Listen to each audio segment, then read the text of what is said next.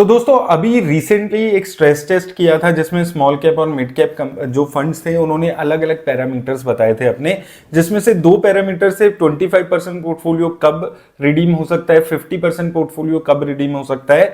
इसके अलावा पोर्टफोलियो का टर्नओवर रेशियो क्या है, स्टैंडर्ड डेविएशन क्या है, पी उनकी एवरेज क्या है, ये डिस्क्लेमर्स भी उन फंड्स ने दिए थे। तो आज इस वीडियो में ये सारे पैरामीटर्स देखते हुए मैं ये देखने वाले हैं हम लोग कि कौन से इन सारे पैरामीटर्स के हिसाब से कौन से वो स्मॉल कैप फंड्स हैं जो सबसे अच्छे नजर आते हैं।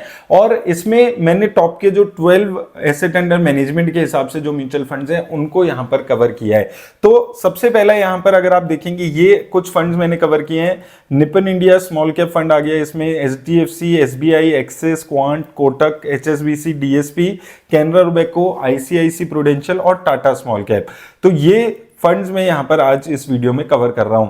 अब यहां पर सबसे पहले 25% और 50% का पोर्टफोलियो यहां पर जो रेड मार्क्ड है वो इस पोर्टफोलियो में इस पैरामीटर में खराब नजर आते हैं। अब देखिए सेबी ने कोई पैरामीटर नहीं दिया कि इतने दिन से ज्यादा अगर 25% पोर्टफोलियो रिडीम करने में लगेंगे तो ये फंड खराब हो जाएगा या अच्छा हो जाएगा।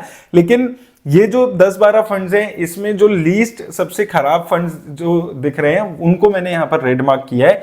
तो सबसे पहले एचडीएफसी स्मॉल कैप, यहां पर आप देखेंगे 42 दिन लग जाएंगे 50% पोर्टफोलियो रिडीम करने में। 50% एसबीआई स्मॉल कैप में देखेंगे तो 60 डेज लग जाएंगे। कोटक स्मॉल कैप 33 डेज लग जाएंगे और टाटा स्मॉल कैप भी अगर आप देखेंगे तो लगभग 35 डेज यहां पर लग जाएंगे। तो ये चार फंड्स हैं जो सबसे ज्यादा रेड मार्क में खराब नजर आते हैं।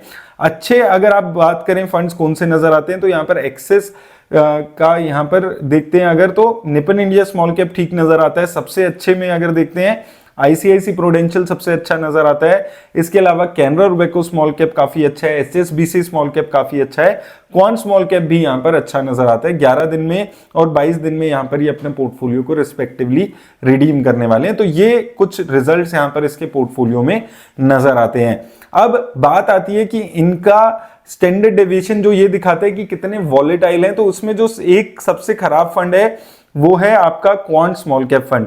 तो क्वांट स्मॉल कैप थोड़ा वॉलेटाइल फंड रहता है और इसीलिए इसकी जो स्टैंडर्ड डेविएशन है वो अपनी एवरेज जो बेंचमार्क की स्टैंडर्ड डेविएशन है उससे खराब है।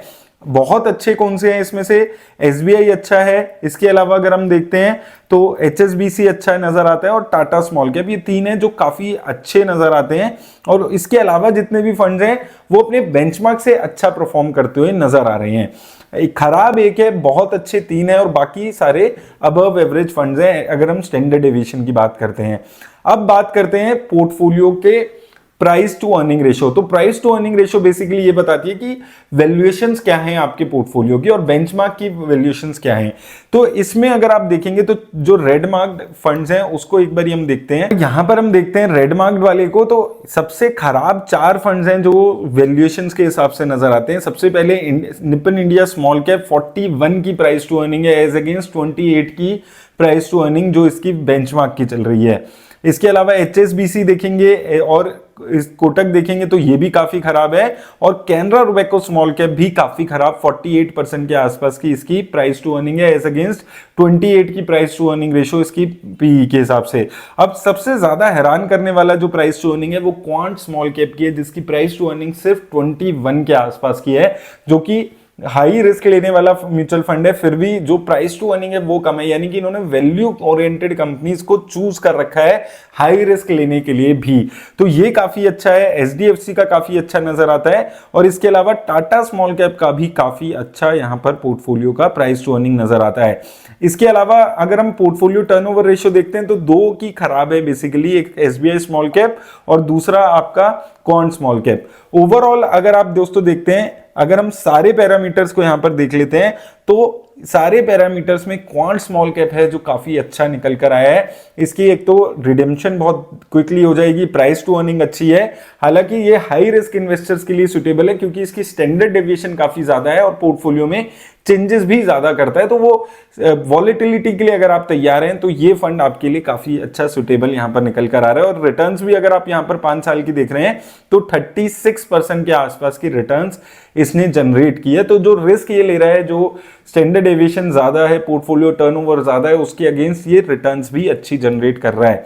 इसके अलावा अगर हम देखते हैं तो वैल्यूएशन अभी निपन इंडिया की काफी ज्यादा हो गई है, तो ये एक थोड़ा सा कंसर्न यहां पर निकल कर आ रहा है इसकी। और सबसे ज्यादा कंसर्न यहां पर वैल्यूएशन के हिसाब से कैनरा रोबेको स्मॉल कैप में आता है। 48 की प्राइस टू अर्निंग है, लगभग डबल प्राइस टू अर्निंग है अपनी एवरेज की, और रिटर्न्स 27% के, तो रिटर्न्स भी अच्छी है, लेकिन जो वैल्यूएशन है वो बहुत ज्यादा यहां पर है, तो वो एक यहां पर टेंशन की चीज नजर आती है। अब दो फंड्स हैं जो काफी अवॉइडेबल नजर आ रहे हैं अगर हम सिर्फ स्ट्रेस टेस्ट की बात करते हैं, HDFC स्मॉल कैप और SBI स्मॉल कैप, इनकी ये रेशियोज भी खराब है, इसके बाद पी भी स्लाइटली हायर साइड पे है, और SBI स्मॉल कैप का तो जो टर्नओवर रेशियो है वो भी ज्यादा है, और रिटर्न्स भी in comparison to other funds बहुत ज्यादा नहीं दी है। तो SBI स्मॉल कैप हालांकि बहुत अच्छी रिटर्न्स देने वाला फंड रहा है हमेशा से, लेकिन इस पैरामीटर्स में बाकी फंड्स के अगेंस्ट ये थोड़ा सा कमजोर नजर आ रहा है SBI स्मॉल कैप, और इसके साथ साथ कैनरा रोबेको स्मॉल कैप भी स्लाइटली कमजोर नजर आ रहा है। HSBC स्मॉल कैप भी कमजोर नजर आ रहा है, क्योंकि इनकी प्राइस टू अर्निंग रेशियो भी ज्यादा है और रिटर्न्स भी बहुत ज्यादा एक्सेप्शनल नहीं दिए, तो इन दोनों का कॉम्बिनेशन पे हम यहां पर बात कर रहे हैं। इसके साथ साथ कोटक स्मॉल कैप भी यहां पर प्राइस टू अर्निंग ज्यादा है, और रिटर्न्स अगर आप देखेंगे तो ठीक नजर आती है। वहीं एक्सिस स्मॉल कैप एक एवरेज फंड निकल कर आ रहा है, यहां पर मतलब कम रिस्क लेने वाले इन्वेस्टर्स यहां पर अभी भी इन्वेस्ट कर सकते हैं, क्योंकि रिटर्न्स भी इसकी ठीक है 27% की, जो प्राइस टू अर्निंग है वो भी बहुत ज्यादा नहीं है, और इसके साथ साथ जो इसकी रिडम्पशन की टाइम है वो भी बहुत ज्यादा नहीं है। तो ये कुछ फंड्स हैं दोस्तों जो हमने आज स्ट्रेस टेस्ट में यहां पर कंपेयर किया है, तो इसमें सबसे अच्छा क्वांट स्मॉल कैप निकल कर आया है, और इसके अलावा कुछ फंड्स हैं जो स्ट्रेस टेस्ट में मुझे लगता है कंप्लीटली फेल होते हुए नजर आए हैं, जिसमें से सबसे पहला नाम SBI स्मॉल कैप जैसे फंड का आता है। तो ये एनालिसिस थे, उम्मीद करता हूं आपको हेल्प मिलेगी इस वीडियो से, लेकिन आपको एक चीज याद रखनी है कि सिर्फ ये पैरामीटर्स देख के इन्वेस्ट करना भी थोड़ा रिस्की हो सकता है। आपको ये भी फर्दर देखना है इसमें कि कंपनीज कौन सी हैं जिनमें ये फंड्स इन्वेस्ट कर रहे हैं। एक वीडियो में हम वो सारी पैरामीटर्स कवर नहीं कर सकते थे, तो इसलिए हमने सिर्फ स्ट्रेस टेस्ट के बेसिस पे कौन से फंड्स अच्छे नजर आ रहे हैं उस पे यहां पर डिस्कशन की है। उम्मीद करता हूं आपको हेल्प मिलेगी वीडियो से। धन्यवाद।